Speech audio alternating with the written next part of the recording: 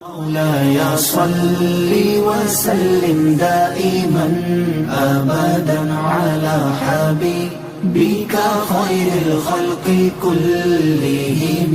مولاي صل وسلم دائما أبدا على حبيبك خير الخلق كلهم. مولاي صل وسلم دائما أبدا. نحمده ونصلي ونسلم على رسوله الكريم. اما بعد فاعوذ باللہ من الشیطان الرجیم. بسم اللہ الرحمن الرحیم. انا اعطیناک الکوثر فصل لربک وانحر ان شانئک هو الابتر. صدق اللہ العلی العظیم وصدق رسولہ النبی الکریم ونحن علی ذلک لمن الشاہدین والشاکرین والحمد للہ رب العالمین. حضرت گرامی، نبی اکرم صلی اللہ علیہ وسلم کی دنیا میں ظہور کے اور تشریف آوری کے بہت سے واقعات ہم نے کوشش کی کہ انہیں دہرائیں کہ کس شان سے نبی صلی اللہ علیہ وسلم دنیا میں تشریف لائے، اور پھر ہم نے قرآن سے یہ بھی رہنمائی لینے کی کوشش کی کہ آپ کے آنے کا مقصد کیا تھا، کون سے کام تھے جو کرنے کے لیے آپ تشریف لائے، اور قرآن نے ان کاموں کو کس طرح بیان کیا ہے. اس کے بعد ظاہر ہے ایک ظاہری حاجات ہے، دنیا میں ایک وجود آیا، اس نے ایک عمر گزاری. 63 سال نبی صلی اللہ علیہ وسلم کے ظاہری حیات کے ہیں جو آپ نے اس دنیا میں گزارے، اور ان 63 سالوں میں 2 شہر ہیں وابستہ آپ کے نام سے جہاں آپ تشریف فرما رہے، مکہ اور مدینہ. ان 63 سالوں میں آپ نے اپنی عمر مبارک کا زیادہ تر حصہ مکہ میں گزارا ہے. 53 سال مکہ میں گزارے ہیں اور مدینہ میں 10 سال گزارے ہیں. مکی دور جو ہے یہ تاریخ اسلام کا بڑا ہی ایک ایسا دور ہے کہ جسے اپنی کردار کی اصلاح کرنی ہو، جو چاہتا ہے کہ کردار سازی کی جا سکے، جو چاہتا ہے کہ دنیا کو سمجھنا کہ کیسی دنیا ہے، کیسے رویے ہوتے ہیں، وہ مکی دور کا مطالعہ ضرور کرے. کیونکہ مکی دور میں پورا معاشرہ 2 طرح کے رویے رکھے ہوئے تھا. اہل مکہ نے نبی صلی اللہ علیہ وسلم کے بارے میں 2 طرح کے رویے ظاہر کیے ہیں. آپ نے 40 سال آپ کی عمر مبارکہ کا وہ حصہ ہے جس میں آپ نے اظہار نہیں کیا کہ میں نبی ہوں، زبان سے اظہار نہیں کیا، اعلان نہیں کیا. مکے میں گزارے ہیں، مکے والے بخوبی واقف تھے. اور تاریخ عجیب ایک بات پیش کرتی ہے اگر مطالعہ کریں. مکے میں بڑا شہر تھا، بہت سی دنیا آباد تھی، لیکن مکے والے اس دور میں بھی آپ نے اعلان نبوت نہیں کیا تو آپ کا بہت بغور جائزہ لے رہے تھے. آپ پر نظریں بڑی گاڑی ہوئی تھی انہوں نے شروع سے، کس طرح کے ہیں، بچپن کیسا ہے، لڑکپن کیسا ہے.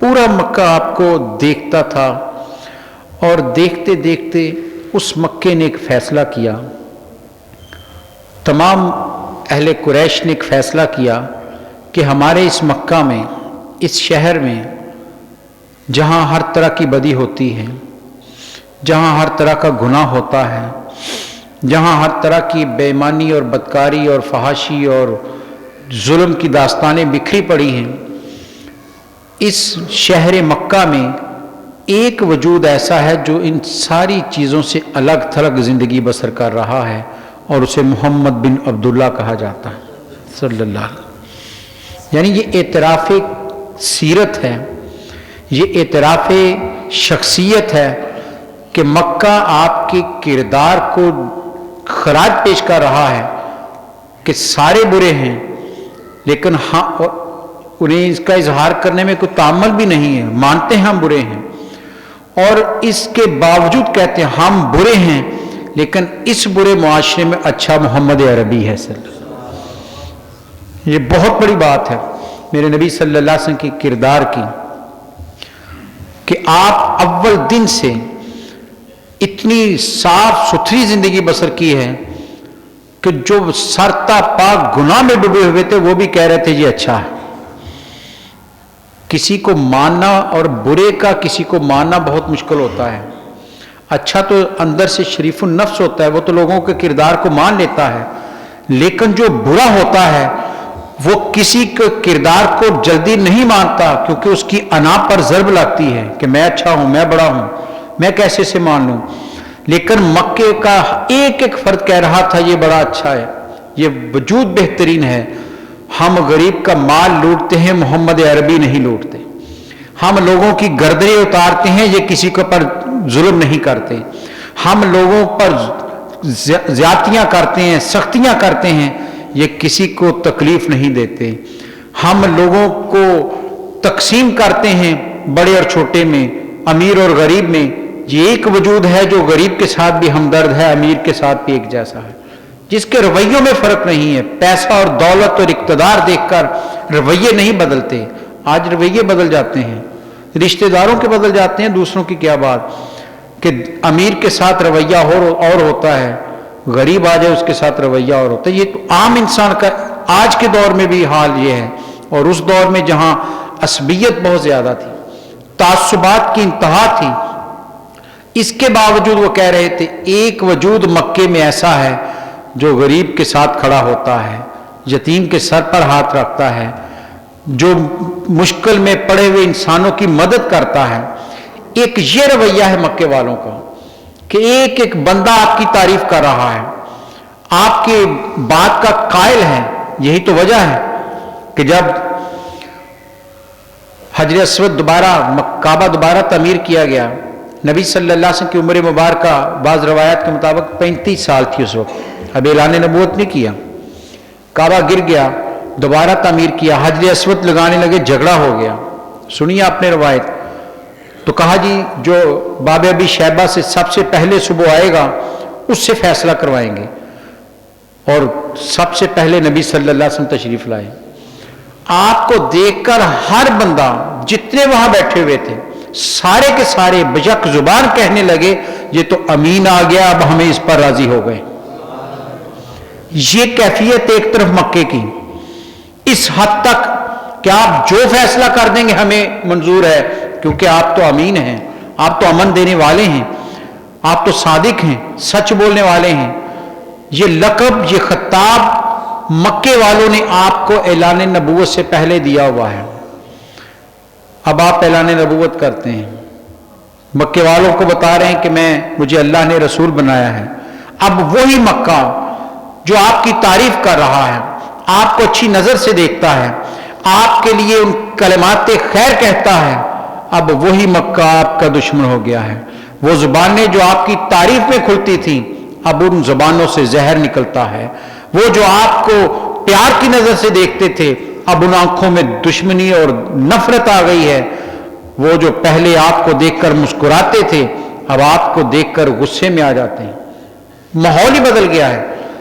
ایک شہر اور ایک شہر کے رہنے والے ایک وجود کے بارے میں دو رویے ظاہر کر رہے ہیں۔ کہاں وہ ایک ایک بندہ ان کو مان رہا ہے، عزت کر رہا ہے۔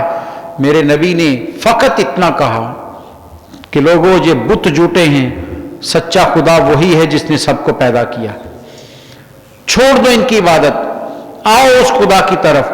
اس ایک پیغام نے ان کے تیور بدل دیے، رویے بدل دیے، ان کے سوچنے کے انداز بدل دیے۔ وہ اب دشمنی پر اتر آئے، اور نبی صلی اللہ علیہ وسلم کو 13 سال آپ اعلان نبوت کے بعد مکہ میں رہے ہیں۔ ان 13 سالوں کا ایک ایک لمحہ میرے نبی کے لیے مشکلات کا لمحہ ہے۔ اذیتیں، تکلیفیں، دکھ، رنج، جس طرح کی بھی ممکن ہو سکتی ہیں مکہ ان کو دے رہا. اور تاریخ کبھی پڑھیے گا، ضرور پڑھیے گا، مکہ کی داستان کو ضرور، ہر مسلمان کو مکے کی تاریخ پڑھنی چاہیے میرے نبی صلی اللہ علیہ وسلم کی. پھر اسے اپنی زندگی بڑی آرام اور سکون سے گزرتی نظر آئے گی. پھر ہم شاید اپنے اندر شرمسار ہو جائیں کہ میں تو چھوٹی سی بات پر چیخ اٹھتا ہوں، کہاں میرے رسول گھر سے باہر نکلے راستے میں کانٹے بچھائے جاتے ہیں، ادھر سے گزریں تو آوازیں کسی جاتی ہیں، سامنے سے کوئی آ جائے تو آپ کو گالیاں دیتا ہے، پیچھے سے کوئی آئے تو پتھر برساتا ہے. آپ کسی سے بات کرنا چاہیں، اہل مکہ نے یہ آپس میں مشورہ کیا، بیٹھے ایک دن کہ کیا وجہ ہے کہ ان کے ماننے والوں کی تعداد میں اضافہ ہوتا جا رہا ہے، وجہ کیا ہے؟ تو کہنے لگے وجہ یہ ہے کہ جس سے یہ کلام کرتے ہیں، جس سے یہ گفتگو کرتے ہیں، جس کو یہ دین پیش کرتے ہیں، اس پر جادو ہو جاتا ہے. تو کہنے لگے کیا کیا جائے؟ کہنے لگے ایسے کرو، جہاں بھی محمد صلی اللہ علیہ وسلم کو کسی سے گفتگو کرتے دیکھو، اتنا شور کرو کہ ان کی آواز اس میں دب جائے. یہ سورہ حامیم سجدہ نے اس کا ذکر کیا ہے. شور کرو، غل کرو، ان کی آواز کو دبانے کی کوشش کرو. اور یہی کرتے تھے مکہ والے.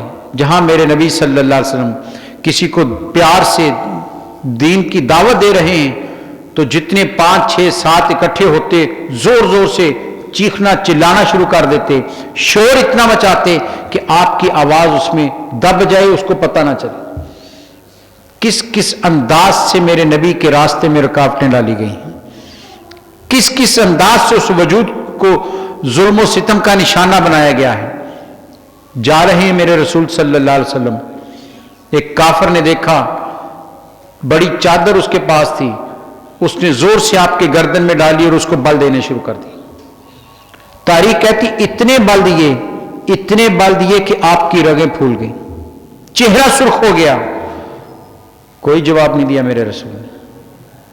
برداشت کر رہے ہیں، اس کی سختی کو برداشت کر رہے ہیں. صحابہ اکرام میں سے کسی کو پتہ چلا، وہ بھاگے آئے، اس کو دور کیا. کہتے ہیں نشان پڑ چکے تھے، سانس پھول رہا تھا نبی صلی اللہ علیہ وسلم. چاہتا کیا تھا کہ جہاں سے بل دے کر سانس بند کر دوں. آج کہنا بہت آسان ہے، تاریخ میں پڑھنا بہت آسان ہے. میرے نبی کی سیرت کو پڑھ کر تو دیکھیے آپ نے کتنی مشکلات کا سامنا کیا. یہ دین اتنا آسان نہیں ہے. یہ جو ہمیں ملا ہے یہ اتنا آسان نہیں پہنچا ہم تک. اسے ہم تک پہنچانے میں میرے نبی کا اپنا خون بھی شامل ہے. طائف کی سرزمین دیکھیں، شیب ابی طالب کو دیکھیں، ہر طرح کا ظلم مکے والوں نے روا رکھا. جسمانی اذیتیں بھی دیں، ذہنی اذیتیں بھی دیں، ساتھیوں کو زد و کوب بھی کیا. اب دشمنی کی پستی کی انتہا دیکھیے جس کی طرف قرآن مجید نے اشارہ کیا، اور میں نے وہ سورہ مبارکہ آپ کے سامنے تلاوت کی ہے. کسی سے دشمنی کی انتہا اس سے زیادہ نہیں ہو سکتی. کسی کا بچہ مر جائے تو دشمن بھی اس پر خاموش ہو جاتا ہے، لیکن یہاں تو دشمنی اس حد تک بڑھ چکی ہے کہ میرے نبی کے صاحبزادوں کا انتقال ہوتا ہے تو دشمن خوشی منا رہے ہیں. ذرا سوچئے، ایک لمحے کے لیے مکے کی اس فضا کو دیکھیے گا، چشمے تصور میں لائیے گا، رونگٹے کھڑے ہو جاتے ہیں، دل کانپ اٹھتا ہے، جذبات پر قابو پانا مشکل ہو جاتا ہے کہ کہاں ہم اور کہاں میرے رسول صلی اللہ علیہ وسلم. آپ کے 2 صاحبزادے حضرت قاسم اور حضرت عبداللہ، جنہیں طیب و طاہر بھی کہا جاتا ہے، حضرت خدیجہ رضی اللہ تعالیٰ عنہ کے وطن سے پیدا ہوئے. تیسرے صاحبزادے حضرت ماریہ قبطیہ سے ہیں، وہ مدینہ میں تھے، بعد میں وہ مدینہ میں پیدا ہوئے. یہ مکہ میں تھے، چھوٹی عمر میں چلے گئے. قاسم پہلے بیٹے ہیں اور انہی کے نام پر میرے نبی صلی اللہ علیہ وسلم کو ابو القاسم کہا جاتا ہے، کنیت آپ کی. قاسم کا وصال ہو گیا. آپ کے دوسرے صاحبزادے حضرت عبداللہ کا بھی وصال ہو گیا. 2 ہی بیٹے تھے اس وقت، دونوں دنیا سے چلے گئے. ابو لہب نے بھی، اور آس بن وائل ایک کافر ہے، مشرک ہے، اس نے بھی، دونوں نے اس پر خوشی کا اظہار کیا اور جا کر اپنے ساتھیوں کو اکٹھا کیا اور انہیں خبر دی کہ کیوں پریشان ہوتے ہو، ان کے اولاد کوئی نہیں، بیٹا کوئی نہیں ہے، اور ایک لفظ بولا ابتر کا، اور اس کے معنی ہے کہ جس کی نسل ختم ہو جائے، جس کا نام آگے نہ چلے، اولاد نہ ہو۔ کہنے کہ کیوں پریشان ہوتے ہو، یہ 50 سال کے قریب ہو گئے، کتنے سال اور جی لیں گے، کتنے سال اور یہاں پر رہیں گے، ان کا تو مشن سنبھالنے والا کوئی اولاد ہی نہیں ہے، بیٹا ہی نہیں ہے، اس لیے جیسے یہ دنیا سے جائیں گے سارا نظام ختم ہو جائے گا۔ خوشی کا اظہار کیا، مبارکبادیں دی ایک دوسرے کو۔ کتنا نیچ ان دشمن تھا، کتنا پست دشمن تھا کہ کسی کے بیٹے کی وفات پر جشن منایا جا رہا ہے۔ میرے نبی کو خبر تو پہنچی ہوگی، سوچئے تو صحیح، مکے میں رہتے تھے، باہر جاتے تھے آتے تھے، سنا ہوگا، خبر پہنچی ہوگی، اور یہ خبر کہنے والوں میں چچا ابو لہب بھی شامل ہے۔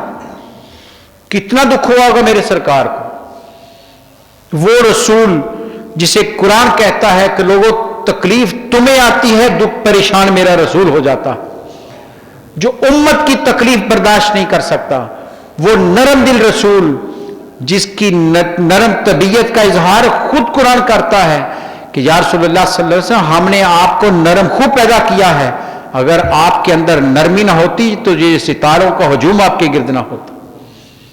قرآن گواہی دے رہا ہے کہ نرم طبیعت ہیں جن کے رحمت عالمین ہونے کی گواہی قرآن دے رہا ہے۔ اس رسول کو جب یہ خبر پہنچی ہوگی دل کتنا دکھا ہوگا کہ کیسے بدبخت لوگ ہیں، کیسے چھوٹے ذہنیت کے لوگ ہیں، کیسی دشمنی پر آ گئے ہیں۔ مجھے زخم دیتے تھے میں برداشت کرتا رہا ہوں، مجھے گالیاں دیتے تھے میں سنتا رہا ہوں، میں نے پلٹ کر کبھی جواب نہیں دیا، یہ میرے راستے میں کانٹے بچھاتے تھے میں پھر بھی مسکراتا رہا، یہ مجھے گالیاں دیتے رہے میں دعائیں دیتا رہا، یہ مجھ پر آوازیں کستے رہے میں ان کے لیے رحمت کی دعائیں کرتا رہا۔ لیکن آج یہ کس حد تک نیچے گر گئے ہیں کہ اس محترم وجود کے بیٹے کے وفات پر جشن اور مبارکبادیں دی جا رہی ہیں۔ میرے سرکار نے لب سے کچھ نہیں کہا، زبان سے کچھ نہیں کہا۔ یہ کردار ہے میرے رسول صلی اللہ علیہ وسلم۔ حضرات گرامی، میرے نبی کی سیرت ہوا میں سن کر اس کو بکھیرنے کے لیے نہیں، عمل میں ڈھالنے کے لیے ہے۔ اس سے بڑی اذیت کسی کو کیا دی جا سکتی ہے؟ سنا میرے رسول نے، زبان سے کچھ نہیں کہا، لیکن رب کی غیرت کو جو ہے وہ غیرت للکاری۔ رب نے اس بات کو برداشت نہیں کیا، فوراً جبریل کو بھیجا کہ میرے نبی کے دل پر ملال آ جائے، دشمن جشن منائے، خوشی کا اظہار کرے، اے حبیب ہم آپ کے دل پر ملال دیکھ نہیں سکتے، دنیا جو مرضی کرتی رہے آپ کا رب آپ کو خوش کرنے کے لیے کافی ہے۔ جبریل کو بھیجا اور پوری سورت لے کر آ گیا۔ سورت بھی سب سے چھوٹی ہے قرآن کی، لیکن اپنے مفہوم میں، اپنے مضمون میں، اپنے معنی میں، اپنے اندر خزانوں میں وہ کائنات سے وسیع تر سورت۔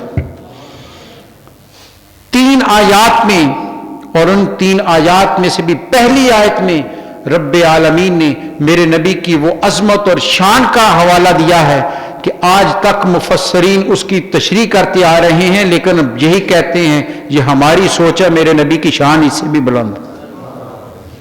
کیا فرمایا؟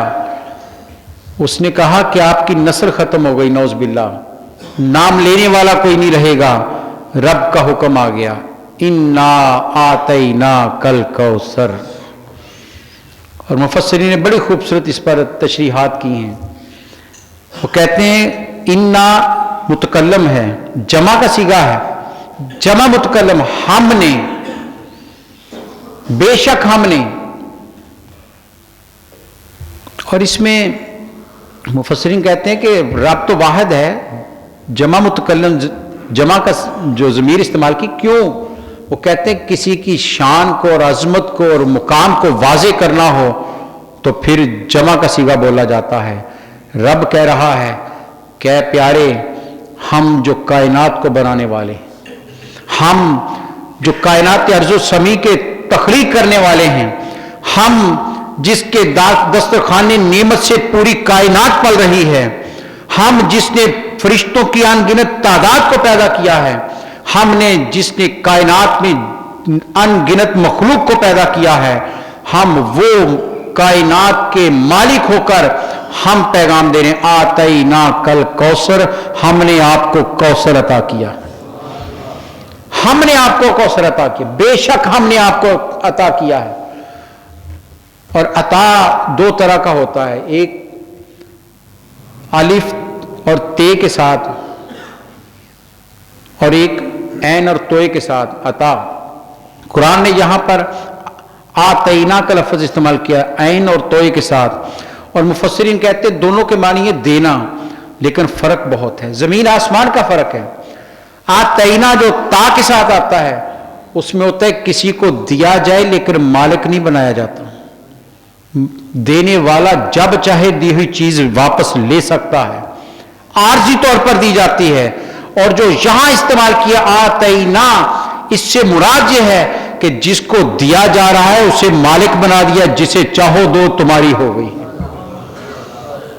کرم کی انتہا ہے کہ رب کہہ رہا ہے اے پیارے ہم نے آپ کو دے دیا، ہم نے آپ کو مالک بنا دیا، جو ہم آپ کو دے رہے ہیں آپ کے تصرف میں ہے، جسے چاہیں دیں جسے چاہیں بانٹیں، ہم نے آپ کو مالک بنا دیا ہے۔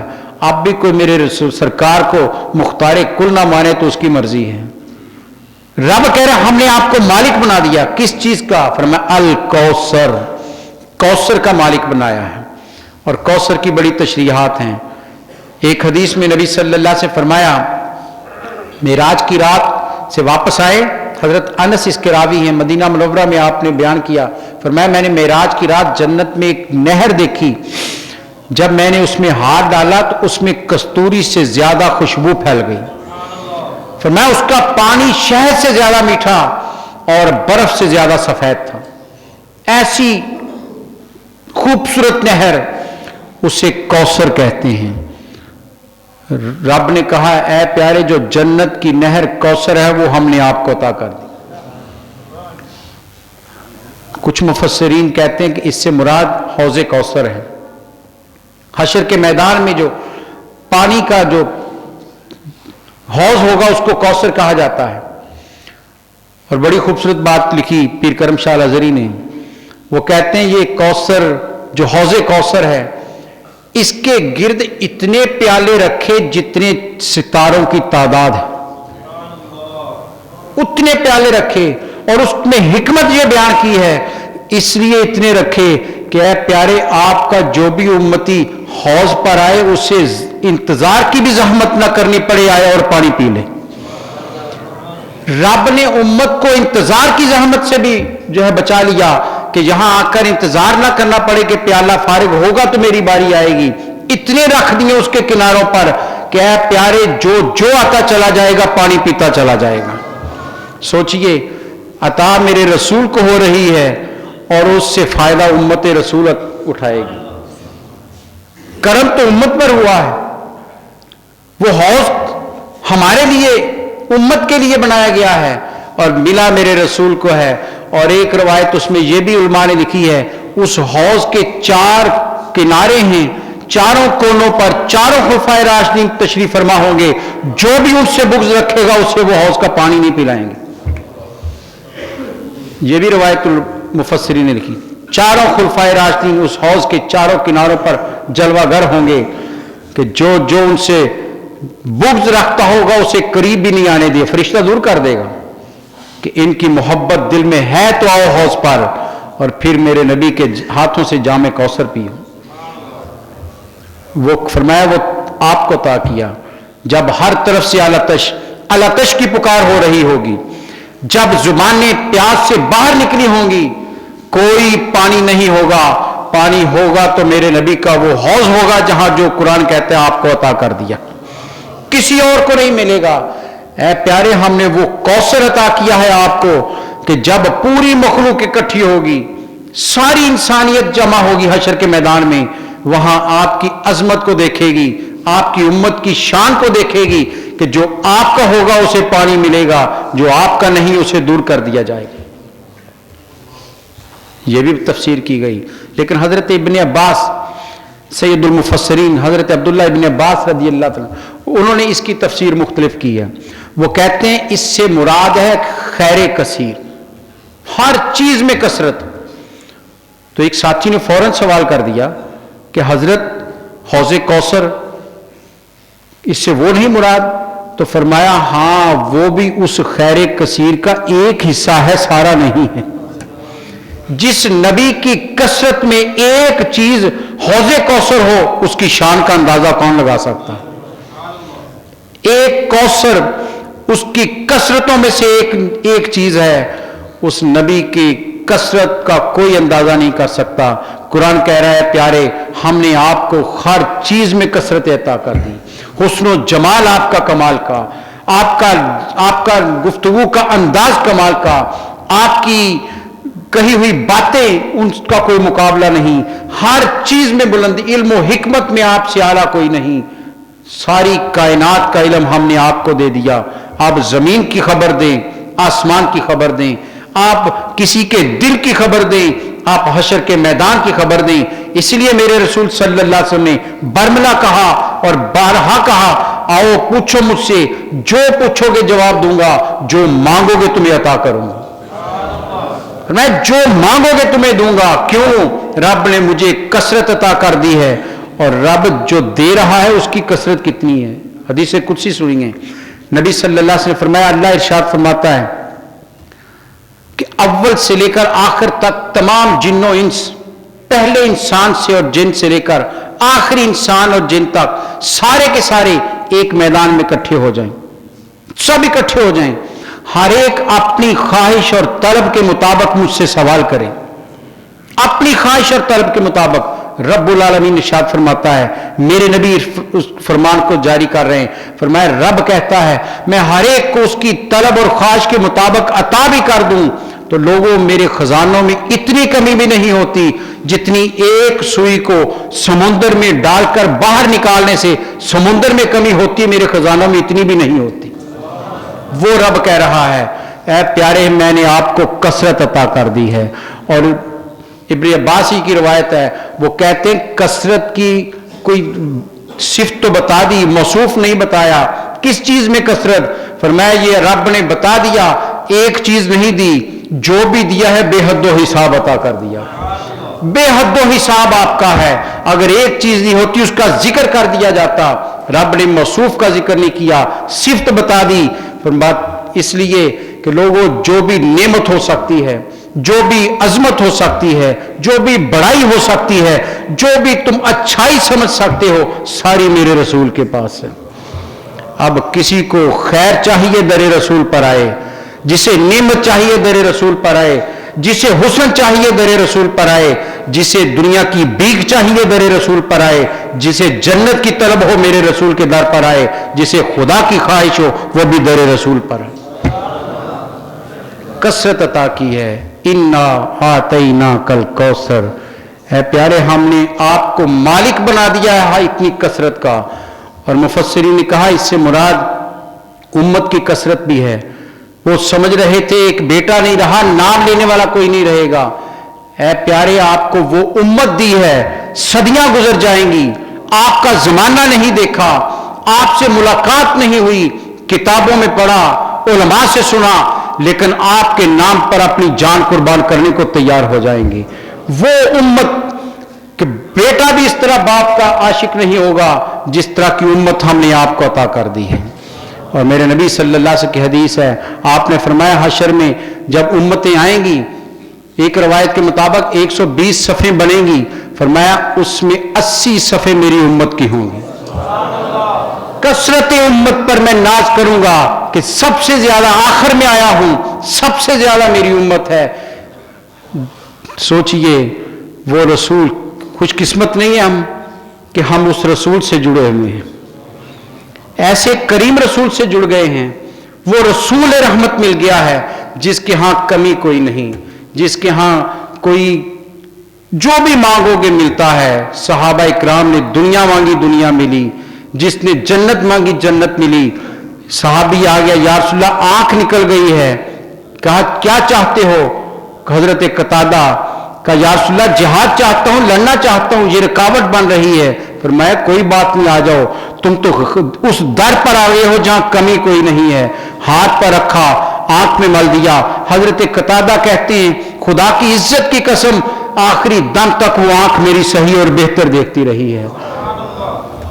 وہ رسول رحمت قرآن کہہ رہا ہے اے تو دشمن رسول، تو کہہ رہا ہے بیٹا چلا گیا تو نسل ختم ہو گئی، ارے اولاد تو 2 صدیوں کے بعد باپ کو بھول جاتی ہے، یہاں زمانے پر زمانے بیت جائیں گے، صدیاں گزر جائیں گی، میرے نبی کا نام لوگوں کے دلوں میں دھڑکن پیدا کر دے گا، ایک ہلچل پیدا کر دے گا، ان کے آنکھوں میں نمی لے آئے گا، وہ عشق کے آنسو بہاتے رہیں گے نبی کی یاد میں، وہ خیر کثیر عطا کی ہے۔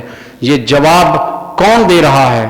کہنے والا عاص بن وائل ہے، کہنے والا ابو لہب ہے، لیکن جواب رب العالمین دے رہا ہے۔ اس نبی کی شان کا اندازہ تو کیجئے جس کا محافظ بن کر رب العالمین کھڑا۔ تو فرمایا انا آتینا کل کوثر، ہم نے آپ کو خیر کثیر عطا کر دیا ہے، اب جس نے جو لینا ہے دامن بچھاؤ میرے ربی کے دروازے پر، آ جاؤ، گر جاؤ اس دروازے پر۔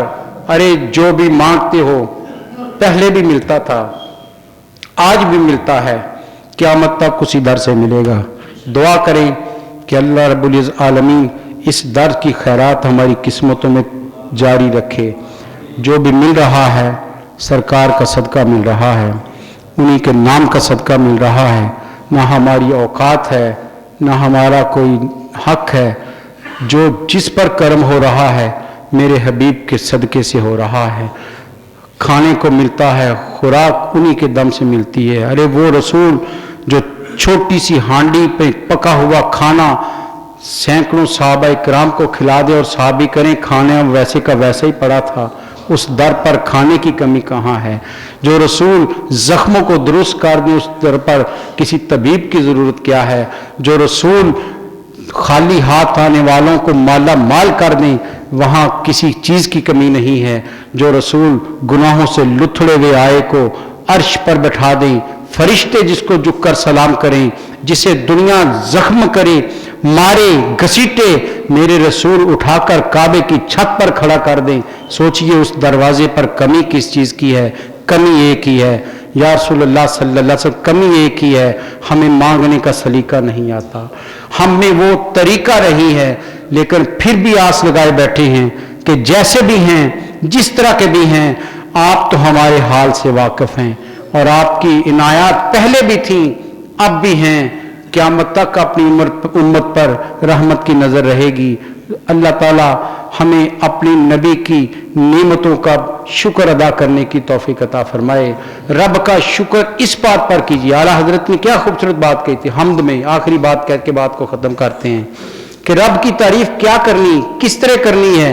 چاند بنایا، سورج بنایا، یہ تعریف یقیناً رب نے بنائے، لیکن اصل تعریف کیا ہے؟ تجھے حمد ہے خدایا، وہی رب ہے جس نے ہم کو، وہی رب ہے جس نے ہم کو تیرا آستاں بتایا، تجھے حمد ہے خدایا، تجھے حمد ہے خدایا۔ ہم اس بات کی ہے کہ مالک تیرا کرم کہ تو نے حبیب کا دروازہ ہمیں دے دیا ہے، ہمیں بھیک مانگنے کے لیے وہ در دے دیا ہے جہاں سے جو چاہو مانگو ملتا ہے۔ اللہ تعالی ہمیں غلامی رسول میں زندہ رہنے کی توفیق عطا فرمائے۔ وآخر دعوانا الحمدللہ رب العالمین۔ مولاي صل وسلم دائما أبدا على حبيبك